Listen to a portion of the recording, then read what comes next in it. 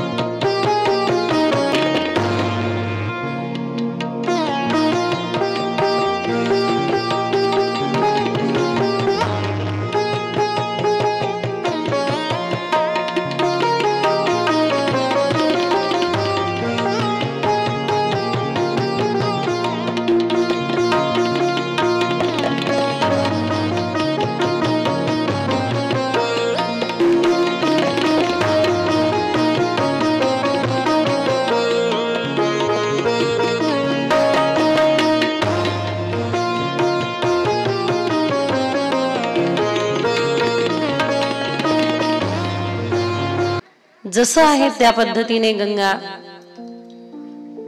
आपण सर्वांना तृप्त करत असते, शुद्ध करत असते। सहज संतांनी पण प्रमाण दिलं की वाचे वदता गंगा गंगा सकळ पाप जाती भंगा, अगदी त्याच प्रकारेण यमुनेच्या दर्शनेने पाप भस्म होतात, गंगेच्या मुखाच्या उच्चारणाने, प्रवरा गोदावरीच्या आचमनाने, नदियांच्या आचमनाने उद्धार होतो। या सगळ्या चिंतनामध्ये श्रीमद भागवत बघा, आपल्याकडे पहिलेपासून उपमा अलंकार एक आहे की एखादी वस्तू कशासारखी आहे तर यासारखी। श्रीमद भागवत वर्णन करत असताना श्रीमद भागवत प्रधानता या सर्व प्रकारे आहे। म्हणून भा म्हणजे भाग्योदय, ग म्हणजे गर्वहरण, व म्हणजे वर्ण आणि त म्हणजे तुरीय अवस्थेचा अनुभव करून देणारी गाथा म्हणजे भागवत कथा। भाग्योदय राजा परीक्षिताचा झाला। आपण सर्वांना माहिती आहे राजा परीक्षितांच्या जीवनामध्ये 7 दिवसात मृत्यू लिहिला होता, पण मोक्षपदाची प्राप्ती झाली, मुमुक्षत्वाचं दर्शन झालं। त्याचं एकमात्र कारण जर का काही असेल तर भाग्योदय एवढं कारण आहे। भाग्योदय, ग म्हणजे गर्वहरण, गर्वहरण झालं राजा बलीचं। व म्हणजे वर्णन, या ठिकाणी भागवताची 10 लक्षण सांगितले। अत्र म्हणजे इथे सर्ग विसर्ग स्थान पोषण मूतयेषा अनुकथा मनवत्तरेषा निरोध आश्रय मुक्ती, अशा 10 लक्षणांचं वर्णन जिथे येतं ते भागवत। आणि त म्हणजे तुरीय अवस्था, ज्या अवस्थेचं वर्णन जागोजागी आपल्याला वाङ्मयामध्ये पाहायला मिळतं, साहित्यामध्ये पाहायला मिळतं।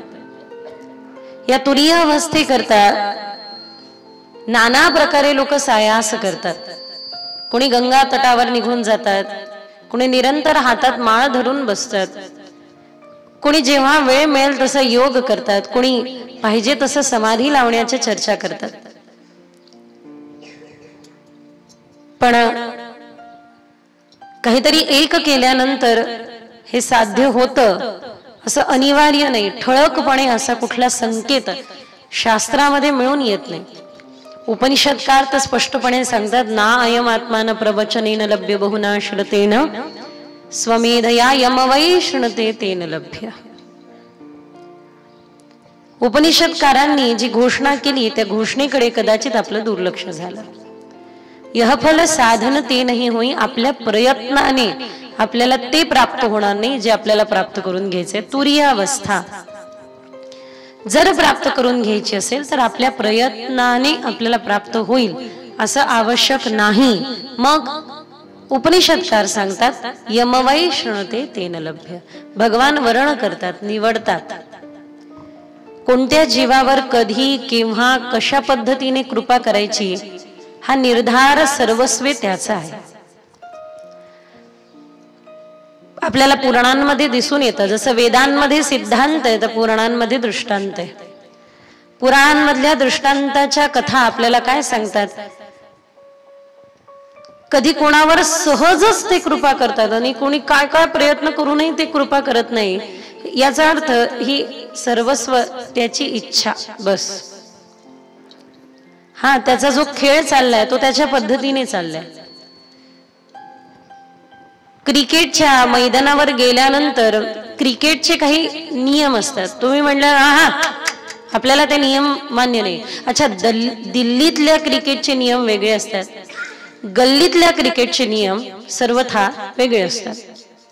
गल्लीमध्ये खेळणाऱ्या मुलांना बाजूच्याचा काच फुटला तरच तुझा छक्का, वॉल कंपाऊंड ते पार केलं तर चौका, आणि एक टप्पा आउट। गल्लीतले नियम वेगळे आणि मोठ्या मैदानावरती खेळल्या जाणाऱ्या मॅचचे क्रिकेटचे नियम वेगळे। तुम्ही जर का एखाद्या ठिकाणी जाल आणि म्हणाल तुमचे नियम आम्हाला मान्य नाही, समोरचा म्हणेल खेळायची गरज नाही, तू तुझ्या घरी बस बेटा। खेळायचं असेल सोबत तर इथले नियम मान्य करावे लागतील. मग इथले नियम तुम्हाला मान्य करावे लागतील. इथले नियम काय आहे तर इथले नियम हे की आपल्या नियमाने तो चालणारा नाही, तो त्याच्या नियमाने चालतो, हाच त्याचा नियम.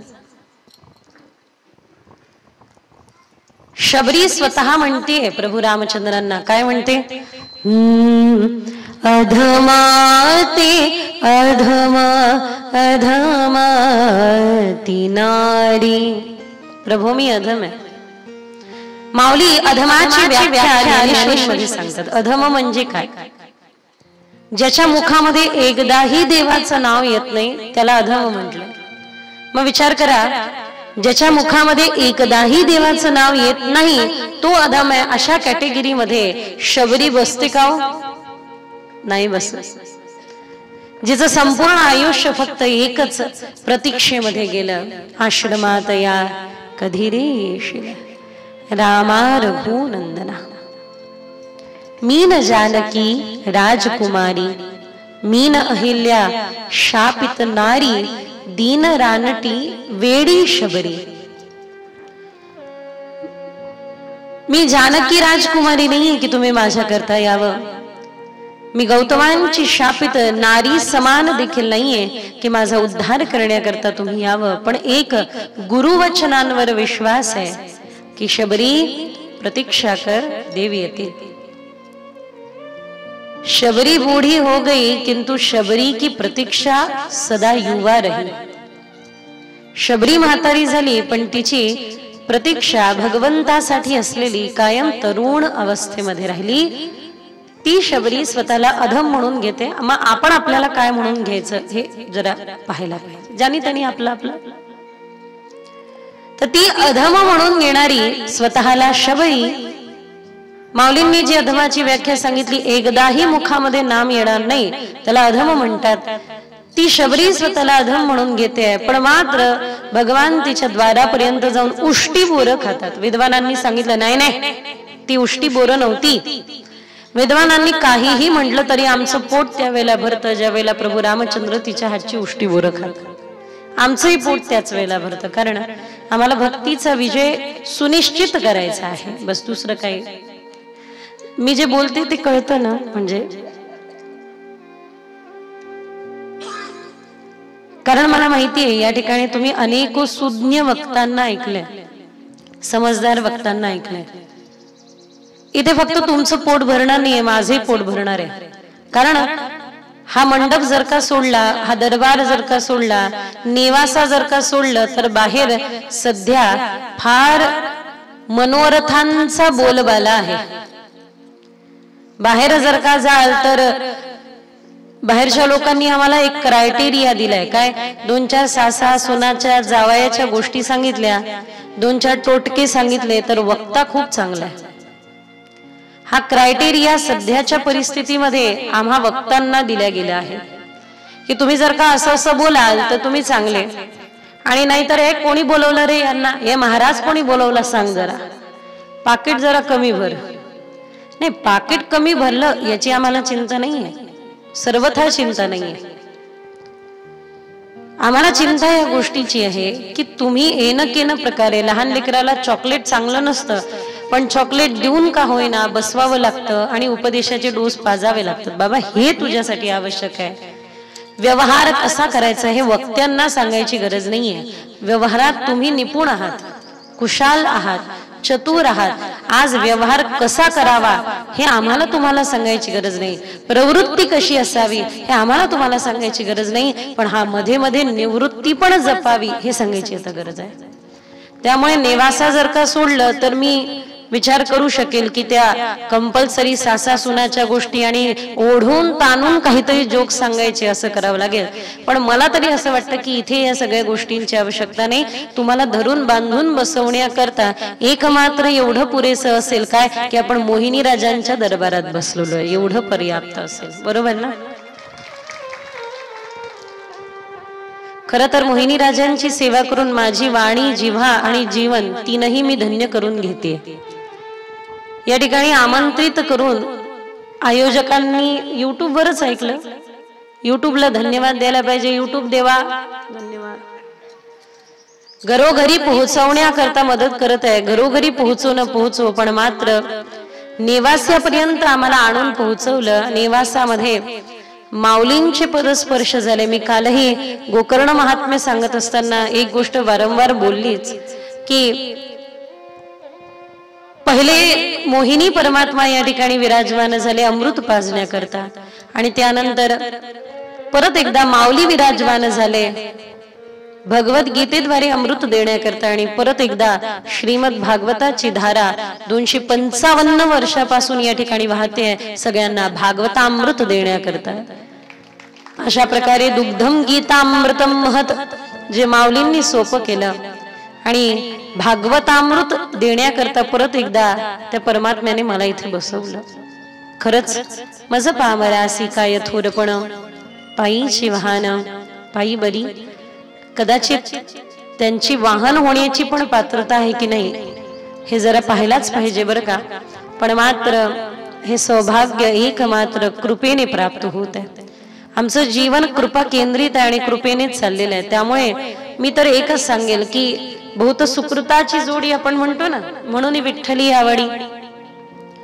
वस्तुतः बहुत सुकृताची जोडी पण त्यावेळेला कामा येते ज्यावेळेला तो कृपा करतो. या मोहिनी राजांचं आणि आमच्या श्री राधाराणींचं फार मोठं नातं आहे. सांगते कसं. ज्यावेळेला समुद्रमंथन झालं आणि समुद्रमंथनाच्या समयी रत्न प्रगटली, धन्वंतरी हातामध्ये अमृताचा कलश घेऊन प्रगटले, आणि आता त्याची वाटण्याची वेळ आली. त्यावेळेला दैत्यांनी तो बळजबरी हिरावला, आणि हिरावून या ठिकाणी येऊन बसलेत म्हणे बा. बरोबर मुंबईला समुद्र मंथन झालं असं आपण म्हणतो, तिथून निघाले तर दूरवर पळत इथे झाले असणार. टेकड्यावरती बसले आणि बसून या ठिकाणी काय करायचं पुढे. त्यामुळे भगवान मोहिनी अवतार धारण करतात, इथे येतात, आणि सगळ्यात पहिले देवतांना पण द्यावं लागेल असं सांगतात. पण ज्यावेळेला भगवान श्री विष्णू परब्रह्म परमात्मा नारायण मोहिनी अवतार धारण करतात, त्यावेळेला सगळे देव आणि दानव दैत्य यांच्या मनामध्ये एक विचार येतो, आहा हा काय सुंदर रूप आहे. कुणी विचार केला अशी आपली अर्धांगिनी असती तर, कुणी विचार केला हे अशी आपली प्रियसी असती तर, कुणी कुणी बघा सुंदरतेला समर्पित व्हा, सुंदरतेवर अधिकार प्राप्त करण्याची चेष्टा करू नका. या सर्वांमध्ये एक मात्र आहे ज्यांच्या मनामध्ये वात्सल्य निर्माण झालं, आणि ते कोण तर भगवान सूर्यनारायण. सूर्यनारायणाने मोहिनी परमात्म्यांना पाहिलं, आणि मोहिनी राजांना पाहून मनामध्ये वात्सल्य निर्माण झालं. कोणी विचार करत होता अशी आपली अर्धांगिनी असावी, कोणी विचार केला असं आपली प्रियसी असावी, पण श्री सूर्यनारायण भगवान म्हणताय की अशी माझी कन्या असावी. वात्सल्य हृदयामध्ये धारण झालं. भगवंतानी ओळखलं, सगळ्यांच्या हृदयातलं देव जाणतात. अंतर्यामी जानत है अंतर्घट का भाव. त्या मोहिनी परमात्म्याने जाणलं, आणि मोहिनी भगवान त्यावेळेला मात्र सूर्यनारायणाला म्हणताय काळजी करू नका, द्वापार युगामध्ये तुम्ही वृषभानूचा अवतार घ्याल, आणि मोहिनी तर फक्त देवांना आकर्षित करण्यासाठी, दैत्यांना आकर्षित करण्यासाठी एक मोहिनीचं हे स्वरूप आहे. असं 100 मोहिनी एकत्र जर का रूपवान असं स्वरूप मोहिनी, सगळे मोहिनीद्वारे आकर्षित होतात. भगवंताच्या स्वजन मोहिनी मायेवर सगळे आकर्षित होतात. स्वजन मोहिनी माया जे भगवान निर्माण करतात, अशा या माझ्या मोहिनी स्वरूपावर सगळे आकर्षित होतात. पण मोहिनी रूप पण ज्यावर आकर्षित होत, अशा 100 मोहिनी एकत्रित आल्यानंतर कसं सुंदर रूप दिसेल ते मी तुमच्याकडे घेऊन प्रगट होईल. त्यामुळे साक्षात भगवान गोपाल कृष्णच नारायणच 2 ठिकाणी अवतरित झाले द्वापारामध्ये. एक श्रीकृष्ण रूपामध्ये अवतरित झाले, आणि दुसरे ते म्हणजे वृषभानूंच्या घरी श्री राधाराणीच्या रूपामध्ये प्रगट झाले. तेच मोहिनी अवताराचं वात्सल्य या ठिकाणी श्री राधाराणीला सुंदर अशा प्रकारे अवतार घेऊन सूर्यनारायणाच्या घरी जन्म घेण्याकरता बाध्य केलं. मग विचार करा, मोहिनी भगवान इतकी सुंदर आहे तर राधाराणी किती सुंदर असेल, ज्यावरती आमचे मोहिनी परमात्मावर पण मोहिनी त्यांच्यावर कुणावर चढू शकत नाही, पण ज्यांची मोहिनी चढली आहे अशा श्री राधाराणी आहे. त्यामुळे काल मी सांगितलं की राहून राहून मी देवाला चॅलेंज करत आहे. मान्य आहे की तुम्ही जगताला मोहित करता, पण तुम्हाला मोहित करणारी भागवत गाथा तुम्ही आम्हाला दिलेली आहे. ही भागवत कथा भक्तांचा जय जयकार करणारी आहे, त्यामुळे ती तुम्हालाही प्रिय आहे याची आम्हाला नक्कीच गॅरंटी आहे. 100%, 101%. लक्ष आहे ना? हो म्हणायचं, नाही तर काय, नाहीतरी म्हणायचं, काहीतरी म्हणावं, म्हणजे मला पण लक्षात येईल की तुम्ही सहभागी आहात. कारण कधी कधी काय होतं, दुपारची वेळ, रात्रभर जर का परिश्रम झाले, म्हणजे रात्रभर झोप नाही झाली, तर एखाद्या वेळेला होऊ शकतं की छान अशा पद्धतीने मोकळ्या वातावरणामध्ये एखादी डुलकी येईल. मग असं काय करायचं, शेजारणीने असं चुकून हात मारल्यासारखं, असं हात लागल्यासारखं केलायचं, आणि त्यांना जर का जाग आला तर असा हात लागल्यासारखं करायचं आणि म्हणायचं चुकून लागला. हा, कीर्तनी बैसता निद्रे नागविले, अनंत जन्माचे पाप, पिछले जन्म के पाप ते हरिचर्चा न सुहाय. तर अनेको जन्माचे काही ना काही पाप कर्म आदी असतात ज्याच्यामुळे आपल्याला ही हरिकथा प्रिय वाटत नाही. त्यामुळे एखाद्याला यदा कदाचित काय सांगता येत नाही, विश्रांती घेण्याची इच्छा होत असेल तर त्याला थोडस धक्का देऊन द्यायचा आणि म्हणायचं हा हा जाग रहा, बरं का, जाग रहा, जागते रहो. हे म्हणण्यासाठी इतक्या दुरून आम्ही आलोय गोकुळातून. काय जागते रहो, विचारांनी जागायचं. ज्यावेळेला धर्मराज युधिष्ठिर यांना यक्ष प्रश्न करतात की धर्म म्हणजे काय, एका शब्दात सांगा, एक शब्द, फक्त एक शब्दामध्ये सांगा धर्म म्हणजे काय. त्यावेळेला त्यांनी उत्तर दिलं की धर्म म्हणजे सजगता. जो जागा आहे तो धर्मशील आहे.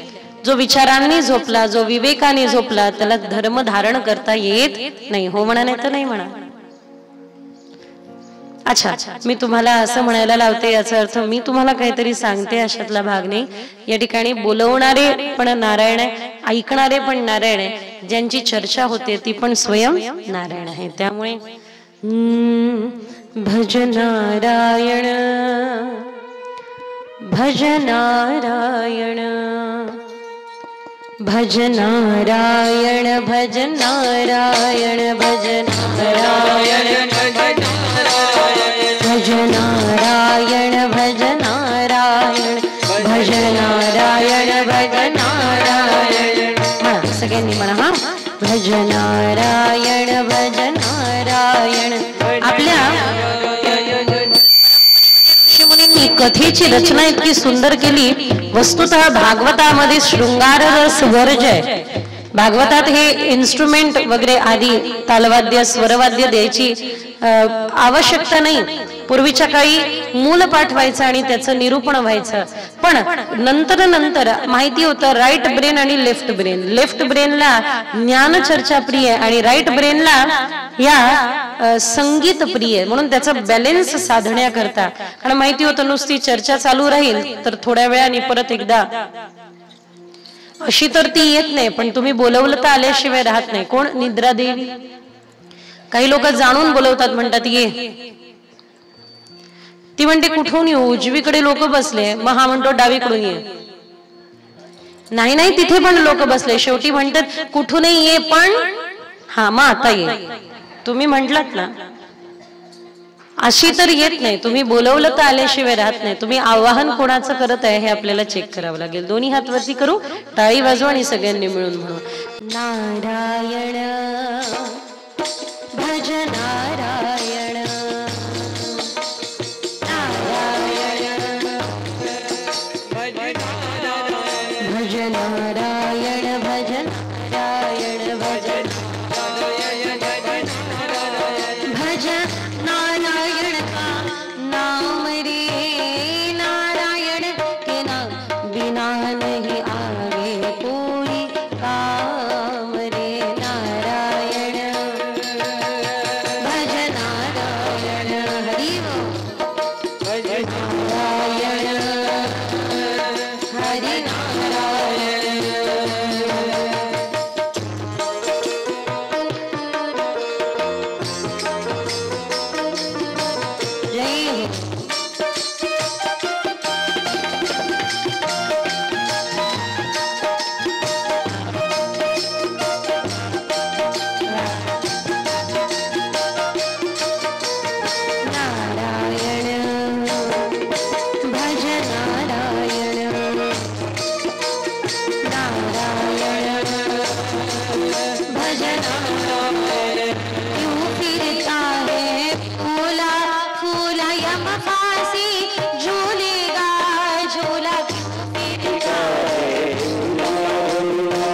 क्यों फिरता है फूला फूला यम फांसी झूलेगा, झूला नाम प्रभु का क्यों तू भूला, नाम प्रभु का क्यों तू भूला। नारायण भज नारायण,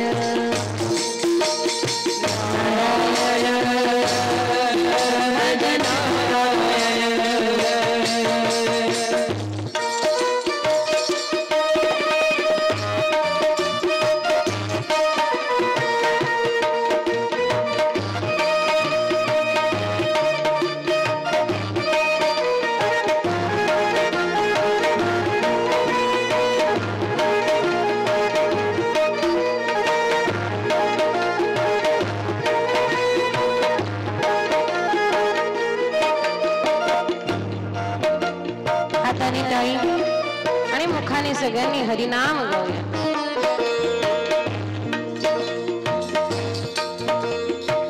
नाम प्रभु तू भजली रे भाई, लेकर तर गया सदन कसाई। नाम प्रभु भजली रे भाई, लेकर तर गया सदन कसाई।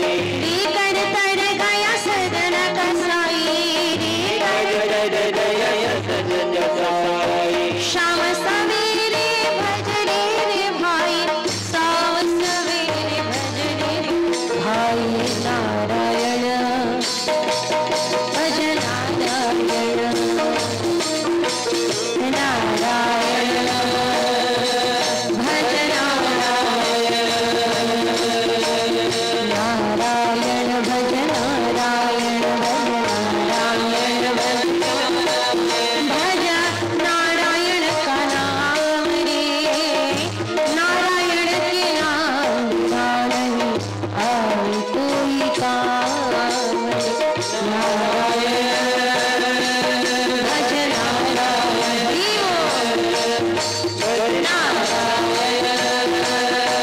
नारायण भज नारायण, नारायण नारायण नारायण नारायण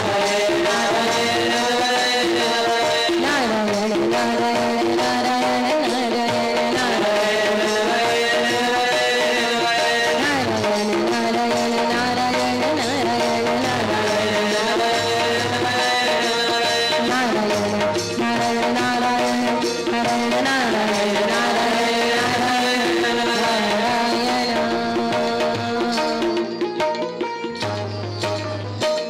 त्यामध्ये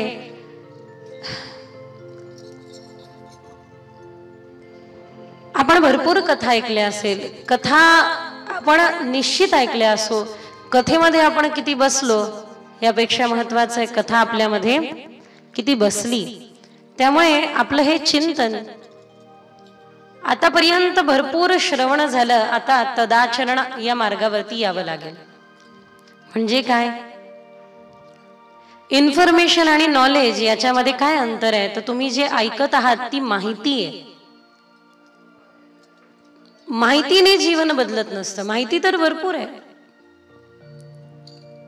दुर्योधनाला पण माहिती होतं धर्म काय अधर्म काय, पण मात्र त्याची गती कोणत्या दिशेला झाली, त्याची माहिती ज्या दिशेला आहे त्या दिशेला झाली की त्यांनी केलेल्या कर्मानुसार त्याची गती झाली। अर्थातच त्यांनी केलेल्या कर्मानुसार त्याची गती झाली। डॉक्टरकडे गेल्यानंतर दवाखान्यात फक्त औषधी जवळ घेऊन ठेवल्यानंतर परिणाम होतो का?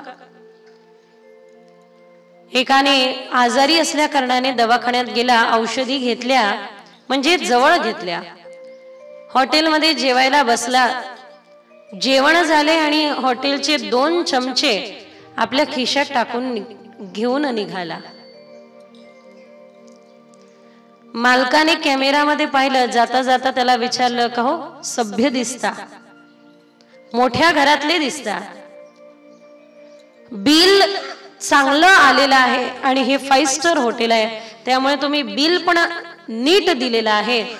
मग मला एका प्रश्नाचं उत्तर द्या की जेवण संपल्यानंतर 2 चमचे खिशात टाकून का घेतली? त्याने लगेच औषध बाहेर काढलं आणि दाखवलं, लिहिलेलं नीट वाच म्हणे. मालकाला वाचून दाखवलं, त्या औषधावरती लिहिलं होतं की जेवणानंतर 2 चमचे घ्यावे.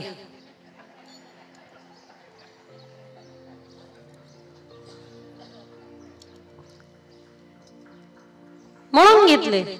मी इन्स्ट्रक्शन नीट फॉलो करतो. त्याला मालकाला समजवता नाकीनं आलं की बाबा रे 2 चमचे घ्यावे नाही, औषध 2 चमचे घ्यावं म्हणजे परिणाम होईल. तर अर्थातच आतापर्यंत आपण माहिती खूप संग्रह केला. कदाचित 60 वर्ष, 70 वर्ष, कदाचित 80 वर्ष, काही लोकांचे 30-40 वर्ष अगदी माहिती गोळा करण्यातच गेले. पण माहितीने काम होत नसतं. ती माहिती जीवनामध्ये आपण तदाचरण केलं म्हणजे चालायला सुरुवात केली, इम्प्लिमेंट केलं कीच आपल्या जीवनात परिणाम होतो. एक्झॅक्टली आपण जीवनात भरपूर पाहतो की लोक किती कथा ऐकतात, पण कथाकारच बदललेले असतात की नाही माहिती नाही, कथाकारच सुधारले असतात की नाही माहिती नाही. व्यासपीठावरचं त्यांचं भाष्य आणि त्यांचं जीवन व्यासपीठावरून उतरल्यानंतर पूर्णतः आपण विरोधी पाहतो. हात जोडून विनंती आहे, वक्त्याला तुम्ही फक्त व्यासपीठावरती पाहू नका, मग तो तिथून उतरल्यानंतर आपल्या जीवनात कसा जगतोय हे पण एकदा त्याला पाहाच आवश्यक आहे. त्याचं जीवन व्यासपीठाच्या व्यतिरिक्त कसं आहे, कारण या ठिकाणाहून बुध ग्रह चांगल्या ठिकाणी असला तर कोणालाही गोड गोड बोलता येतं आणि चांगलं बोलता येतं, प्रभावी बोलता येतं. समोरच्याला प्रभावित करण्यासाठी चांगल्या चांगल्या शब्दांचा संग्रह करता येतो. बुध आणि रवी आदित्य, बुधादित्य योग जर का असेल तर मग काय खरं नाही. त्याची वाणी एकदम प्रभावी हो. त्याच्या वाणीने तो एका वेळेला लाखो लोकांना खेळून ठेवतो, असं बोटावरती नाचवतो. अनिवार्य नाहीये त्याचं जीवन व्यक्तिगत त्या पद्धतीचं वैराग्याचं, त्यागाचं, प्रेममूर्तीचं असावं. आजकाल बरेच उपाधी आपण दिलेल्या पाहतो. बापरे, मी कथाकार मंडळींच्या समोरच्या उपाध्या वाचते आणि थोडंसं घाबरूनच जाते बघा. नाना प्रकारच्या उपाध्या आजकाल लागताय. धर्मप्रेमी, धर्मधुरंदर, शब्दप्रेमी, शब्द. ज्या तुकोबरायांनी भगवंताला आपलं जीवन समर्पित केलं त्यांनी स्वतःला हबप म्हटलं नाही, हरिभक्ती परायण म्हटलं नाही, तर मात्र त्यांनी देखील काय म्हटलं, जन्मोजन्मी तुझा दास साच भावे वर्ताया. विचार करण्यासारखी गोष्ट आहे, चिंतन करण्यासारखी गोष्ट आहे. म्हणून या ठिकाणी आपल्याला माहिती जी आपण संग्रहित केलेली आहे त्याला जीवन जगण्याची वेळ आली. आता मात्र त्याला जीवनामध्ये अप्लाय करण्याची वेळ आलेली आहे. तुम्ही म्हणाल वय निघून गेलं ताई, आता 70वा सुरू झालं. कधीच नाही, शेवटच्या श्वासापर्यंत आपल्याला संधी असते की आपण आपल्या जीवनाचं सोनं करू शकतो, जीवनाचा उद्धार करू शकतो शेवटच्या श्वासापर्यंत. अहो, मानव देह मिळाला म्हणजे ईश्वर प्राप्ती निश्चित. मानव देह मिळाला ना, मग जीवनामध्ये एक गोष्ट चिंता करण्याची गरज नाही. काय, मानव देह मिळाला म्हणजे आपल्याला देव नक्की भेटणार. देव भेटावा, देव आपला असावा, देव आपला वाटावा, याकरता कथा आहे.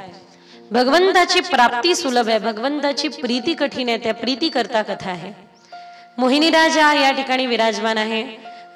मला तुम्हाला सांगायला आवडेल, मी श्रीरामपूरला 3 दिवसाची भक्तराज हनुमान कथा करण्यासाठी आले होते. त्यावेळेला या ठिकाणी दरवर्षी मोहिनी राजांच्या सप्ताहामध्ये शेवटच्या दिवशी जी आपली सेवा देतात त्या प्राध्यापकांकडे माझं जाणं झालं आणि त्यांनी मला फार सुंदर अशा प्रकारे या मोहिनी राजा सप्ताहाचे फोटो आधी दाखवले. आणि माझं परम भाग्य की या ठिकाणी सेवा आहे हे मला त्यावेळेला माहिती होतं, त्यावेळेला निर्धारित झालं होतं. त्यामुळे मोहिनी राजांच्या या सप्ताहाची ख्याती सर्वदूर आहे हे निश्चित. मोहिनी राजांच्या या ख्यातीला सर्वदूर माहिती आहे, बहुश्रुत आहे. बऱ्याच जवळपास नेवासावासियांच्या नाही, फक्त आजूबाजूच्या जवळपास वासियांना मोहिनी राजांचा फार मोठा सप्ताह या ठिकाणी होतो याची कल्पना आहे. मोठा आणि छोटा संख्येवरती निर्धारित नसतो. या ठिकाणी किती पवित्र. मी काल परवा चर्चा करत होती त्यावेळेला आयोजकांना सांगत होती की आमच्या वृंदावनामध्ये काही मंदिर नवनिर्माणित आहे आणि काही मंदिर जुने आचार्यांद्वारा स्थापित आहे. तुम्ही खरं सांगते, म्हणजे मी व्यासपीठावरती बसले, अतिशयोक्ती म्हणून बोलणार नाही, व्यासपीठावरून अगदी सत्य बोलते की नवनिर्माण असलेल्या मंदिरांमध्ये तुम्ही कितीही फिरून बघा, पण मात्र तिथला ऊर्जा आणि तेच आचार्यांद्वारे स्थापित असलेल्या मूर्तींमध्ये आणि त्या मंदिरांमधली ऊर्जा तुम्हाला भरपूर फरक अनुभवता येईल. त्यामुळे या ठिकाणी अनुभूतीचा प्रांत आहे. मोहिनी राजांचं दर्शन घेतल्या घेतल्या जी प्रसन्नता जाणवते ही अनुभूतीच आपल्याला सांगते की हे पुरातन आहे, हे भव्य आणि हे दिव्य आहे. या ठिकाणी दिव्यता विराजमान आहे. किती मोठे लोक आहे यावरती सप्ताहाची विशालता अवलंबून नसते, तर किती दिव्य आहे, किती शुद्धीने, किती विचाराने, किती सात्विकतेने, किती परंपरेने त्या ठिकाणचा सप्ताह संपन्न होतो हे महत्वाचं असतं. तर अत्यंत शुद्धतेने, अत्यंत सात्विकतेने, अत्यंत पवित्रतेने हा उत्सव दरवर्षी या ठिकाणी संपन्न होतो. असा हा उत्सव आहे. आणि म्हणून या उत्सवामध्ये आपण भागवताच्या प्रथम स्कंदाला आरंभ करत आहे. आणि या प्रथम स्कंदाला आरंभ करत असताना तुम्हा सर्वांना माहिती आहे, आपण सगळ्यांना पाठी आहे पहिला श्लोक, आपण सगळ्यांनी मिळून म्हणूया. पण पहिले भूमिका मांडावी लागत असते. या मुलींना मी कायम सांगते, मुलींनो आल्या आल्या कथा लगेच सुरू नका करत जाऊ, थोडी भूमिका मांडत जा, थोडी भूमिका तयार करत जा. आणि ही भूमिका का तयार करावी, कारण तुम्ही आल्यानंतर 10 मिनिटं आमचे नसता. तुम्ही किती वेळ आमच्या समोर आहे? 2 तास बस, 2 ते 2.5 तास. बाकी 24 तासापैकी 2 तास तुम्ही मोहिनी राजांच्या समोर आहे, उरलेल्या 22 तास तुम्ही संसार करताय. त्यामुळे संसार असा घुसलाय ना. तुम्ही इथे आल्यानंतरही देखील तुम्ही इथे आमचे नसता. तुम्ही इथे आल्यानंतरही देखील बराच वेळ घरी लावलेल्या कुलपाला झटके देत असतात. बरोबर लावलं की नाही लावलं, लावलं की नाही लावलं, नाही का? कुलपाला झटके देत असताना मनाने लावलं की नाही. बरं, काही जणांना बाहेरचं कुलूप नाही पण तिजोरीचं लावून यावं लागतं. कथेला जायचंय, काही जण घराच्या धनाचं राखण करायचं म्हणून हालतच नाही जाग. नाही नाही बा, आपण घर सोडून कुठे जात नाही, कारण तिजोरीची रखवाली फक्त त्याची, कारण तो दुसऱ्या कोणावर विश्वासच ठेवत नाही. घरामध्ये चिंता असेल की नवीन नवीन गोडधोड पदार्थ करून आली होती, कोणी खाऊन तर घेणार नाही ना. खरं सांगायचं झालं तर तुम्ही इथे येऊन बसल्यानंतर देखील 10 मिनिटं तुम्ही आमचे नसता, अजून 10-15 मिनिटं तुम्ही तुमच्या संसाराचेच असता. भूमिका का मांडावी आणि कथानंतर का सुरू करावी, कारण भूमिका मांडेपर्यंत तरी आपला संसार थोडा थोडा धुंदला व्हायला लागतो, विरळ व्हायला लागतो. आणि मग बरोबर आपली लिंक लागते, इकडे आपण जुळता. नाही तर तोपर्यंत आपलं मन तिथेच कुठेतरी अडकलेलं असतं. संसार हा मनात भरलेला आहे, सहजासहजी निघत नसतो, एकाएकी निघत नसतो. एखादीची, मी गंमत म्हणून सांगत असते, एखादीची वाटी जरी शेजारणीकडे असेल ना, रात्रभरीला झोप लागत नाही. वाटी राहिली, कधी येते कधी नाही. हा संसार इतका मनात दाट घर करून बसलेला आहे. आणि या मनाने जे हे दाट घर त्या संसाराला दिलेलं आहे, त्यामुळे याला थोडस तयार करण्यासाठी भूमिका अनिवार्य आहे. इथून आपण भागवताच्या प्रथम स्कंदातील प्रथम श्लोकाला आरंभ करूया. जवळपास सगळ्यांना माहिती असलेला आणि सगळे सोबत उच्चारता येईल असा हा श्लोक आहे. सगळ्यांनी मिळून म्हणूया.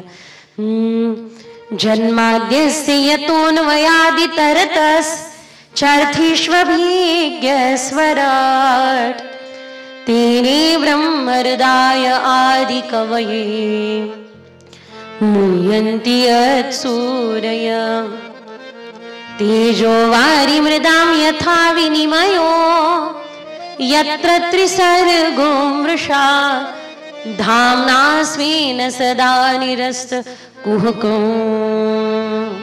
सत्यं परं धीमहि. वा जन्माद्यस्य यतोऽन्वयादि, ज्याचा जन्म आद्य आहे त्याला पहिले प्रणाम करतोय. अच्छा, जन्माद्य म्हटलं जो पहिले जन्माला आला, जो पहिले अवतरित झाला. कोण? नाव नाही घेतलंय, पण मात्र शेवटी संकेत केलाय सत्यम परम धीमहि. अनेक ग्रंथांचा आधार घेतला हा श्लोक सोडवण्याकरता. तर रामचरित मानसकार म्हणतात धर्म ना दूसर सत्य समाना आगम निगम पुराण बखाना. धर्म म्हणजेच सत्य आहे, सत्य म्हणजेच धर्म आहे. आणि हे सत्य काय आहे हे जाणून घ्यायचंय. खोट्याच्या विरोधार्थी जो शब्द आहे सत्य, तो म्हणजे फक्त सत्य आहे का? तर नाही. सत्य म्हणजे शाश्वत, तीनही काळामध्ये शाश्वत, कालही आजही आणि उद्याही. आपण काल होतो की नाही माहिती नाही, उद्या राहणार की नाही माहिती नाही. आज आपलं अस्तित्व आहे पण मात्र फार छोट आहे, फार कमी आहे.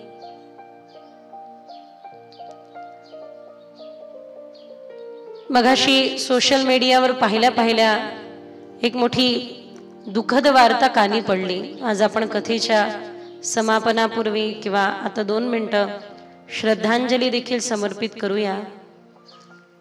तुकोबरायांचे 11वे वंशज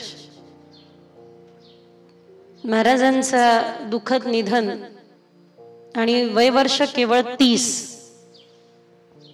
टिळा झाला होता, लग्न ठरलं होतं, लवकरच विवाह महोत्सव होता आणि महाराजांच्या निधनाची वार्ता कानी पडली. 2-3दा त्यांना श्रवण करण्याचा योग आला. धर्मरक्षा बैठकीमध्ये एकदा आणि असं 1-2दा. तर आश्चर्य आहे की मनुष्याचं अस्तित्व किती छोटं असतं किंवा काही काळापुरतं मर्यादित असतं.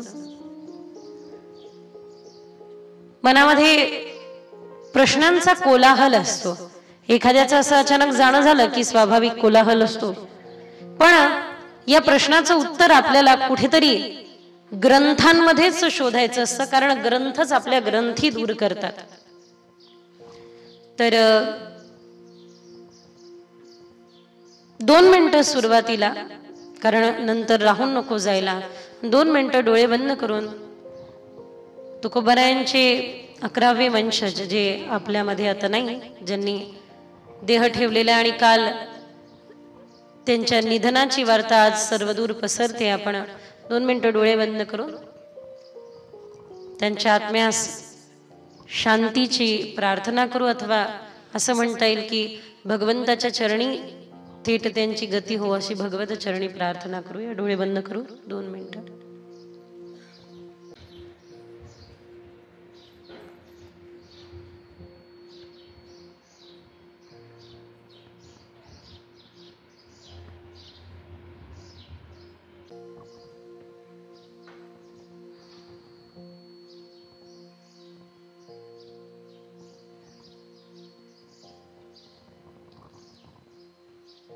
ओम शांति शांति शांति. गोपाल कृष्ण भगवान की. काल आपलं अस्तित्व होतं असं नाही, उद्या आपलं अस्तित्व राहील अनिवार्य नाही, पण आज मात्र आपलं अस्तित्व आहे. आपलं अस्तित्व 3 काळामध्ये नाही, पण परमेश्वराचं अस्तित्व 3ही काळामध्ये कायम आहे. बरोबर? तुम्ही आहे म्हणा तरी तो आहे आणि तुम्ही नाही म्हणा तरी तो आहे. आपल्या आहे नाही म्हणण्याने त्याला काही फरक पडत नाही, म्हणून तो अच्युत आहे. कसा आहे? अच्युत. त्याला स्पर्श होत नाही कोणाचा. जन्माद्यस्य यतोन्वयादितरतः चर्थेष्वभिज्ञ स्वराट. स्वराट, विराट. सगळ्यात महत्वाचं हे आहे की ते परब्रह्म परमात्मा कसं आहे, दुसऱ्याच्या प्रकाशाने प्रकाशित नाहीये, मग स्वयंप्रकाशित आहे. आपल्याकडे बऱ्याच अशा वस्तू असतात काय की ज्या दुसऱ्याच्या देण्याने मिळालेल्या असतात. आम्ही ज्या वेळेला लहान होतो आणि गरिबी होती, स्वाभाविक, पूर्वीच्या काळी सगळ्या सुविधा उपलब्ध होत्या अशा अनिवार्य नाही, त्यावेळेला आम्ही वाट पाहायचो काय की आमच्या चुलत भावा बहिणीचे, मावस भावा बहिणीचे कपडे त्यांना जुने व्हावे आणि आपल्याला मग ते नवीन म्हणून मिळावे. बऱ्याचदा आपल्या जीवनामध्ये असं होतं की कोणीतरी दुसरं व्यक्ती आपल्याला मोठं करत असतं, कोणीतरी अन्य आपल्याला देत असतं. आणि खरंच तुम्ही तुमच्या जीवनामध्ये जर का बघाल तर आपल्या लक्षात येईल की कोणाच्या तरी असण्याने आपल्याला लाभ होतोय. एखादी नोट सर्कल होऊन होऊन होऊन आपल्याकडे येते. म्हणजे बऱ्याचदा आपण पाहतो की दुसऱ्याच्या प्रकाशाने आपण प्रकाशित होत असतो. आपल्याला प्रकाशाची आवश्यकता असेल तरी लाईट लावावा लागतो, विद्युतची आवश्यकता पडते. किंवा बऱ्याचदा मी या मुलींच्या जीवनामध्ये पाहिलं, मी ज्या वेळेला रागवते ना त्यावेळेला 2 दिवस सकाळी 6 वाजता उठून बसतात आणि अभ्यासाला लागतात. पण ज्या वेळेला मी रागवत नाही ना त्यावेळेला मी कधी कधी गंमत पाहत असते की बघू आज किती वाजता उठतात. 9:30 वाजता पांघरुण बाजूला केलं की मग मात्र त्यांच्यावरती परमकृपेचा वर्षाव सुरू होतो. कारण मी तोपर्यंत पाहत असते की पाहूच आज किती वाजता डोळे उघडतात. याला काय म्हणतात? दुसऱ्याच्या प्रेरणेने प्रेरित राहणं. स्वयंप्रेरित नाहीये, दुसऱ्याच्या प्रेरणेने प्रेरित आहे.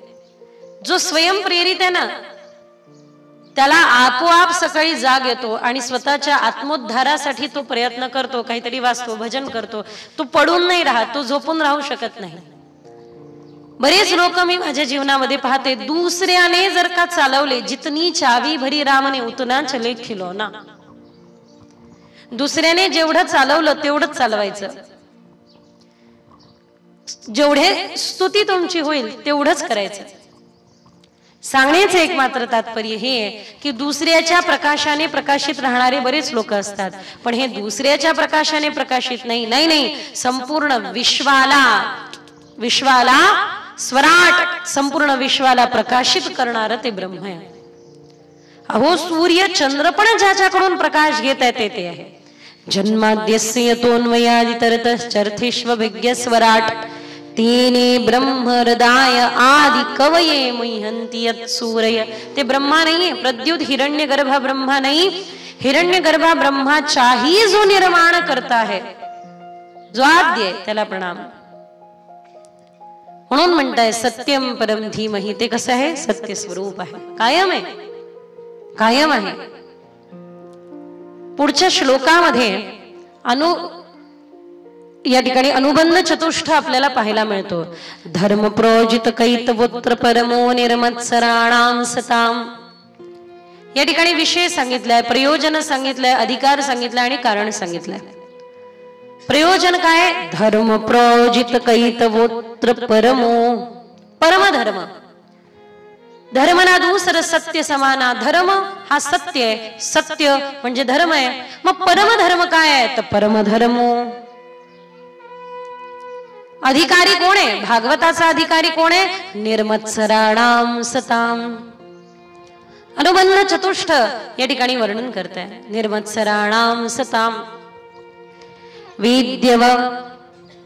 वेद्यम वास्तवमत्र वस्तु शिवदम तापत्रयोन्मूलनम. तापत्रयोन्मूलनम हा सगळ्यात महत्वाचं कारण आहे. हे ताप नष्ट व्हावे. कोणते ताप हो? पापाचे फळ आहे ताप, नाही का? दैहिक दैविक भौतिक ताप. देहाला लागलेले, मनाला लागलेले आणि अनेको प्रकृतीद्वारा निर्माण होणारे दैहिक दैविक भौतिक ताप, जे तापत्रयोन्मूलन. हे ताप पापाचं फळ आहे. आगीवर पाय पडला, चुकून पडला तरी आणि मुद्दाऊन ठेवला तरी ते दाह करणार की नाही? चुकीचे कर्म झाले, पाप झालं की ताप होतोच, ताप होतो. जास्त वेळ पाण्यामध्ये राहिल्यानंतर आपोआप ताप येतो, तसं चुकीचे कर्म हातून घडले त्यावेळेला आपोआप ताप येतो. ते तापत्रयोन्मूलनम हा सगळ्यात महत्वाचा विषय पुढे ठेवलाय. म्हणून या ठिकाणी पुढे सांगताय की निर्मत्सराणाम सताम. जो निर्मत्सर होतो तो अधिकारी आहे भागवताचा. पहा बरं, भागवत सुरू करण्या अगोदर वेदमहर्षी व्यासजी निर्मत्सर व्हायला लावताय. क्रोध सोडा नाही म्हटलं, काम सोडा नाही म्हटलं, मत्सर सोडा. जवळपास हिंदी कथाकार मंडळी हे म्हणतात, बाहर से खाता है मच्छर, भीतर से खाता है मत्सर. अहो त्या मच्छरनी का खाल्ल्यानंतर तरी एखाद्या वेळेला माणूस वाचेल, पण हा मत्सर मात्र आतून खाल्ला लागल्यानंतर सोडत नाही. आपण आपल्यात राहत नाही, बनावटी होऊन जातो. एखाद्या जीवाचा मत्सर जर का आपल्या मनामध्ये आला तर जोपर्यंत एक तर त्याला उद्ध्वस्त करतो नाही तर स्वतःला उद्ध्वस्त करतो. आणि खरं सांगू, मत्सर मनामध्ये आला त्याला तर नंतर करेल, स्वतःच्या उद्ध्वस्त होण्याची शृंखला तिथूनच निर्माण झालेली असते. ध्यायतो विषयन पुंस संघस्ते शुपजायते संगा संजायते कामा कामात क्रोधोद्भिजायते. सुरुवात झालं. मी कायम सांगत असते, एक विषयाचा थेंब, किती थेंब? एक विषयाचा थेंब. आम्ही लहानपणी पझल्स विचारायचो, पझल्स. एका व्यक्तीने मरायचं ठरवलं, हातामध्ये विष घेतलं. हातामध्ये विष घेतलं, त्याने मरायचं ठरवलं, हाताला विष लावलं, चाटणार आणि मरणार. त्याच्या अगोदर विचार केला, पहिले जेवून घेऊन मग मरू. उपाशी पोटी कशाला मरायचं? नळ चालू केला, हात धुतला, नळ बंद केला, जेवायला बसला, जेवता जेवता मेला. कारण काय? मग आम्ही पझल विचारायचो, सांगा कारण काय? मुलं डोकं लावायची की असेल काही कारण. त्याने तर हात धुतले होते, मग काय? मग अरे नळ चालू करून हात धुतला, परत नळ बंद केला ना, मग हाताला विष तर लागलं ना. एक थेंब विषयाचा जीवन नष्ट करतो, एक थेंब विषयाचा जीवन उद्ध्वस्त करतो. तसं एक चुकीचा विचार, एक मत्सर आपलं जीवन नष्ट करायला वेळ लागत नाही. कारण एक, माझे गुरुदेव म्हणजे कायम सांगतात, अच्छा पूर्वीच्या काळी पूजा, त्या पूजन करत असताना त्या ठिकाणी काय काय वस्तू नाही चालायच्या? चप्पल नाही चालायची, जोडा नाही चालायचा, तसं प्लास्टिक पण नाही चालायचं, आणि दुसरं क्रोध पण नाही चालायचं. मत्सर मनामध्ये एखादी भावना निर्माण झाली तर गुरुदेव सांगतात की आजही मनामध्ये काही चिंतन वेगळं चाललं असेल, मत्सर क्रोधादी काही भावना चालल्या असेल, तर पहिले परत पूजन सोडून स्नान करायचं आणि मग पूजनाला बसायचं. ही आमची प्रथा आहे, ही आमची परंपरा आहे. मध्ये मी आता एक दिवस पूजनाला बसली होती आणि मग मुलींकडून काही ना काही चुका होतात. मग मी रागवल्यानंतर स्मरण झालं, गुरुदेवांनी सांगितलंय, परत एकदा स्नान करावं लागलं. सांगण्याचं एक मात्र तात्पर्य हे की पूजनाच्या दरम्यान मनामध्ये निर्माण झालेला राग, मनामध्ये निर्माण झालेला द्वेष, मनामध्ये निर्माण झालेला मत्सर, ही चप्पल घेऊन आपल्या समोरून गेली, ही चप्पल तरी एखाद्या वेळेला स्वच्छ असेल, पण मत्सराने भरलेलं मन स्वच्छ नाहीये. ती धुताय तरी येते, पण हे मन धुण्याकरता काही वेगळं साबण उपलब्ध असं मला दिसत नाही. मार्केटमध्ये असेल तर तुम्ही शोधून घ्या. त्यामुळे हे जे मत्सर आहे ना, हे मत्सर जीवाला आतून मात्र सदैव खात राहतो, कारण तो द्वैत निर्माण करतो, भेद निर्माण. मत्सरामध्ये समोरचा कोणीतरी वेगळा असेल ना, त्याच वेळेला त्याचा मत्सर केला जाईल की नाही. एक तर तो धनवान तरी असावा, नाही तर गुणवान तरी असावा, नाही तर बलवान तरी असावा, कोणत्या तरी एका त्याच्या गुणावरती मत्सर निर्माण होतो. त्यामुळे मत्सर जो निर्माण होतो आहे त्याच्या मागे द्वैत आहे. आणि विष्णुमय जग, वैष्णवांचा धर्म, भेदाभेद धर्म, भेदाभेद सर्व अमंगळ. त्या ठिकाणी हा भेदाभेद अस्वीकरणीय आहे, स्वीकारल्या जात नाही. बोला ना माझ्या बरोबर, बोला ना, माझ्याशी बोला. हा, कट्टी आहात का? हा, मग बोला. हा, त्यामुळे मी बऱ्याच ठिकाणी पाहते की महिलांची संख्या अधिक असते, पुरुषांची संख्या कमी असते कथेमध्ये. याचा अर्थ महिलांना भरपूर सुट्टी आणि पुरुषांना फार काम आहे अशातला भाग नाही. पण अधिकांश महिला ज्या आहेत त्या भावुक असतात, कथाप्रेमी असतात, भगवत प्रेमी असतात, आणि चांगले. आणि हा जो मत्सर नावाचा किडा आहे ना, तो सर्वात जास्त आपल्याला मध्ये मध्ये येऊन ग्रसत करत राहतो. का महिला असं का म्हटलंय? त्याचं कारण हे आहे की महिला जो मही को भी हिला के रख दे, अशी ही महिला दुसऱ्या समोरची एखादी वस्तू जरी पाहिली तरी मात्र तिला असं वाटतं की ती माझ्याकडे कधी येईल किंवा मला तशी कधी मिळवता येईल. त्यामुळे माता भगिनींनो, मी कायम सांगत असते, जेवढा वेळ आपण एकमेकांची चुगल्या करण्यात वाया घालवतो तेवढ्या वेळात जर का आपण भजन केलं तर क्रांतीची लाट आपल्या भारतात यायला वेळ लागणार नाही. मग काय विचार करताय? बरोबर आहे की चुकीचं आहे? तुम्हीच सांगा. हा, धन्यवाद. महिलांनी टाळ्या वाजवल्या. सुरुवात भली पुरुष करो, पण टाळ्या तुम्ही पण वाजवल्या याबद्दल. तर निर्मत्सराणाम सताम, थोडंसं मत्सर रहित होऊन जा. मत्सर जर का घडला नाही, 2-2 तास दुसऱ्याच्या विषयी चर्चा करायची, तुला माहिती आहे का अशी सटवी, हे मत्सराचे लक्षण आहे. आणि भागवत आरंभ करण्या अगोदर अत्यंत महत्वपूर्ण सोपान जर का काही सांगत असेल तर एकच सांगत आहे, तो पडाव एकच आहे की बाबा निर्मत्सर होऊन जा. नाही नाही नाही, भेदाभेद भ्रम मंगळ, ते सगळं मत्सर सोडा. आणि निर्मत्सर झाल्यानंतर काय होईल तर निर्मत्सर झाल्यानंतर एकच होईल. हा हा हा श्रीमद भागवते महामुनी कृते किंवा परीरीश्वर सद्यो रुध्यवरुध्यते त्रिकृतिभिः सुशुभिस्तत्क्षणात. ज्यावेळेला तुम्ही निर्मत्सर व्हाल त्यावेळेला हे महामुनी कृत असलेलं श्रीमद भागवत अजून तुम्ही ऐकलं नाही, अजून तुम्ही मंडपात आला नाही, मंडपात येऊन बसलात नाही, अजून तुम्ही इकडे भटकला देखील नाही, फिरकला अच्छा इकडे पण आहे VVIP मंडळी. बरे, काही हरकत नाही, मला छान नेक रोटेशन करता येईल या निमित्ताने. आणि हे सगळे आपले मंडळी आहे, इकडची मंडळी पण आपली, इकडची मंडळी बसलेली पण आपली आहे. तुम्ही सगळे सहयोग देत आहे. जागा भली इथे बसायला छोटी असेल पण एक मात्र नक्की, या ठिकाणी मन लावून बसा. मोहिनी राज आपल्या हृदयामध्ये तुम्हाला जागा दिल्याशिवाय राहणार नाही. त्यामुळे मन लावून कथा श्रवण करा. लक्ष आहे ना तुमचं? तुमचं धन्यवाद. अजून तुम्ही इकडे आला नाही, अजून इकडे येऊन पोहोचला नाही, कधीतरी 2 वाजता कथा सुरू होणार असते आणि 1:30 वाजल्यापासून मनात सुरू होऊन जातं मला जायचंय कथा ऐकायची, जायचंय कथा ऐकायची, जायचंय पुढे बसायचंय, अगदी मन लावून कथा ऐकायची, असं चिंतन चालू राहतं. तुम्ही अजून इकडे आला नाही, अजून इथे येऊन बसला नाही, पण श्रीमद भागवते महामुनी कृते किंवा परेरीश्वरः हे अत्यंत अद्भुत श्रीमद भागवत ऐकण्याचा संकल्प जेव्हा केव्हा तुमच्या मनात आला त्याच वेळेला माझे गोविंद इथून उठतात आणि तुमच्या हृदयाचा आकार घेऊन तिथे बसतात. सद्यो रुध्य वरुध्यते. आमची VIP मंडळी पा कशी जबरदस्त आहे, लगेच टाळ्या वाजवतात. तुम्ही वाजवता का? सद्यो रुध्य वरुध्यते त्रिकृतिभिः. त्याच वेळेला भगवान हृदयाचा आकार घेतात. आणि खरंच पहा, प्रवरा नदी या ठिकाणी वाहते. नदीच्या आकारानुसार भांड बनलं की भांड पुढे नेल्यानंतर नदीचं पाणी बरोबर ते आकार घेतं? उत्तर द्या. नदीच्या आकारानुसार भांड बनलं का? नदीच्या आकारानुसार भांड बनलं नाही. मग भांड्याने बरोबर तो नदीचा आकार घेतला. अगदी म्हणजे नदीने, क्षमा असावी, नदीतल्या पाण्याने बरोबर त्या भांड्याचा आकार घेतला. तसं भगवंत व्यापक आहे.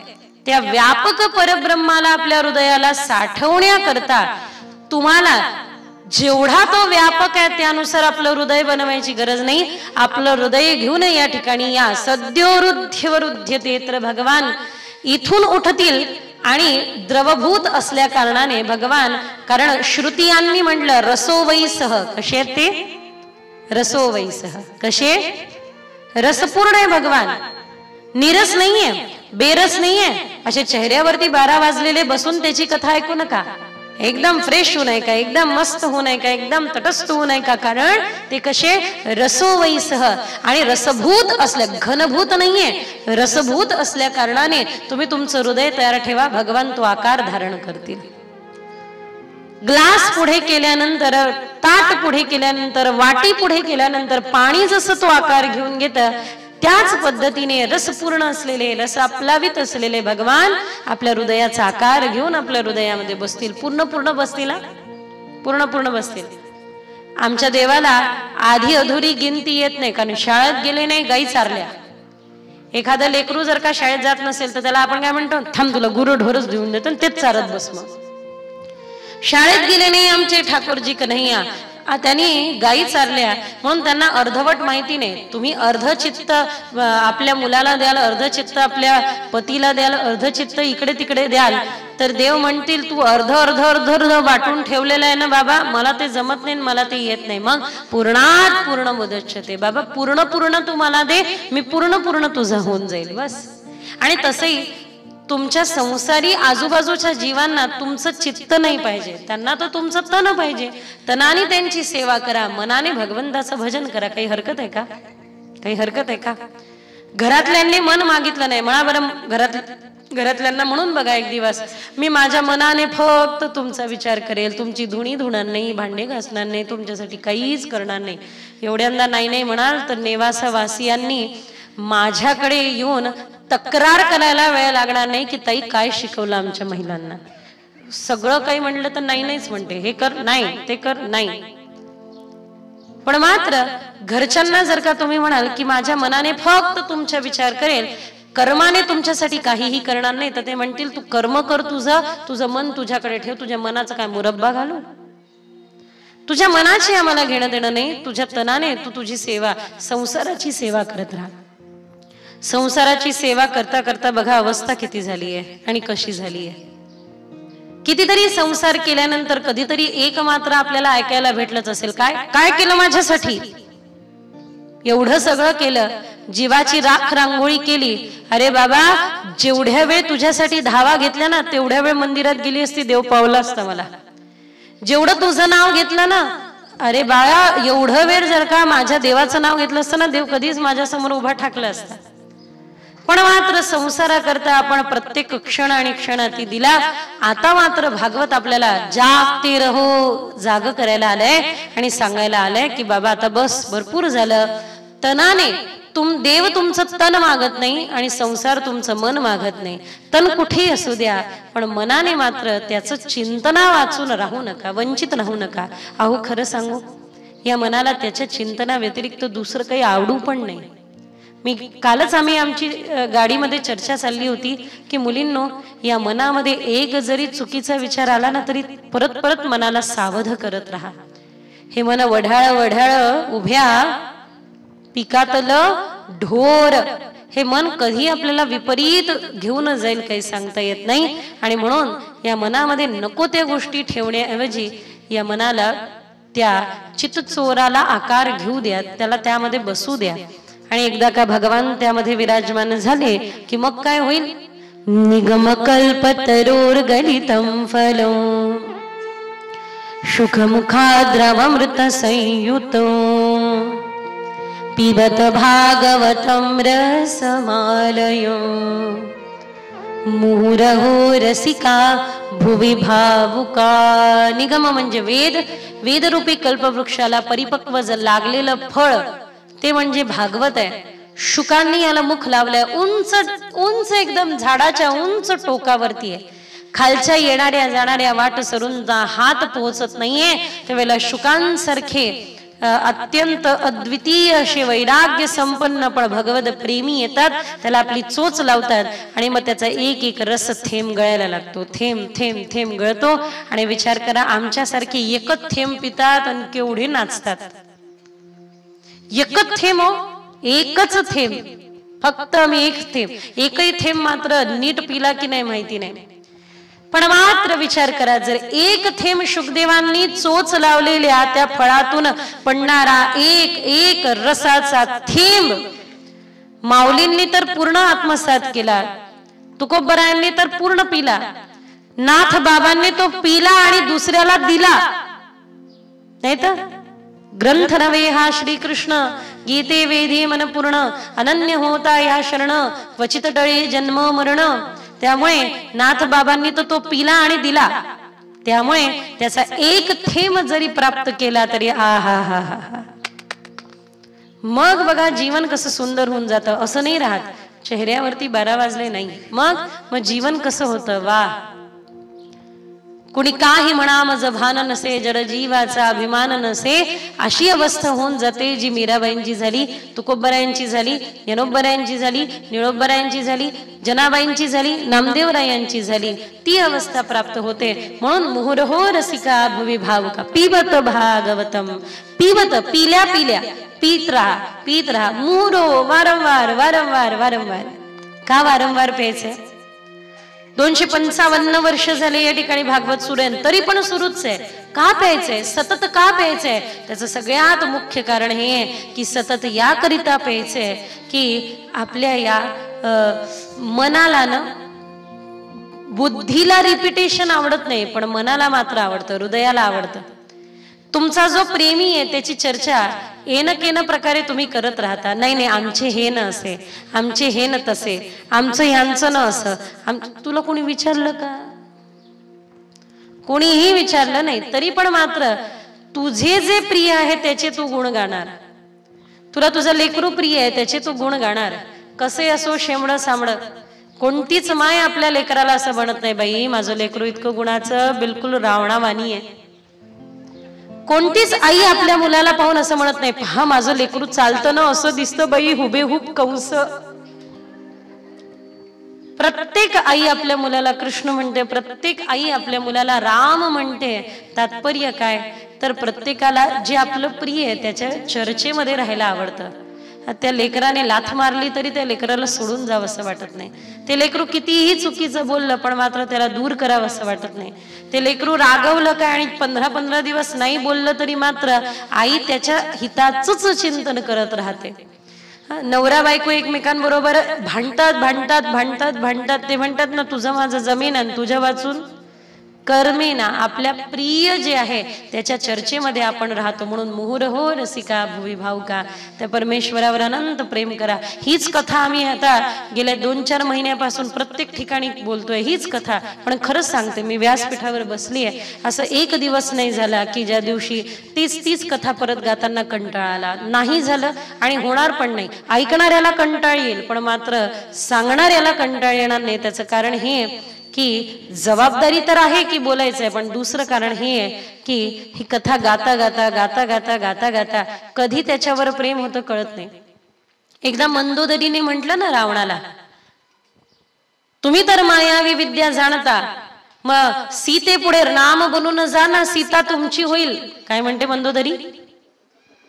मंदोदरी म्हणते रावणाला तुम्ही सीते पुढे राम बनून जा ना सीता तुमची होईल. रावण उत्तर देतो काय वाटतं तुला मी काय बुद्धी लावली नसेल?